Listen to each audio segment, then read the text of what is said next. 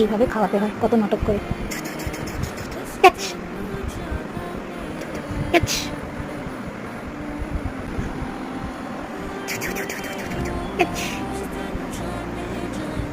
করে বসে বসে খাবে, ওনাকে খেলিয়ে খেলিয়ে খাওয়াতে হয়।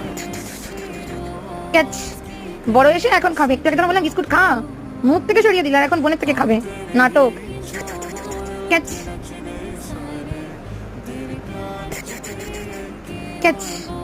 দিদি নিয়ে নিচ্ছে, ঠান্ডা করছে নেওয়া, তুমি বুঝে গেছো সামনে চলে আসলে, তোমরা আছো ভালো। কোথায় গেল? এই যে, হ্যাঁ ভেরি গুড। খাসনি কেন তখন? কি এখন বোনের থেকে চাই। তোর আছে, দাঁড়া তোকেও ক্যাচ করে খাওয়াবো। শেষ পুরো ক্যাচ। এনে তুমিও খাবে? তখন কেন খেলে না যখন দিলাম? এখন বোন খেতে খেতে হবে, হ্যাঁ? চেটে পুটে শেষ।